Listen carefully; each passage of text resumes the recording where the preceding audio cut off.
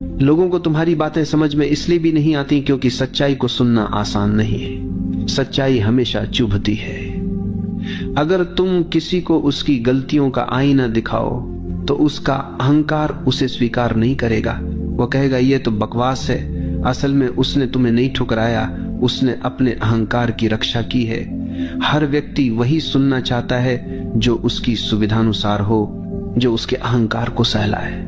लेकिन जब तुम सच्चाई बोलते हो तो वो उसके खिलाफ जाती है, इसलिए तुम्हारी बातें उसे समझ में नहीं आती। समस्या ये भी है कि लोग शब्दों को समझते तो हैं लेकिन भाव को नहीं समझते। तुमने कभी अनुभव किया होगा कि तुमने सामने वाले को कुछ कहा और उसने उसका बिल्कुल ही उल्टा अर्थ निकाल लिया। तुमने तो प्रेम से कहा था लेकिन उसने उसे ताना समझ लिया। तुमने सचेत होकर कहा था लेकिन उसने उसे आलोचना मान लिया। ऐसा क्यों होता है?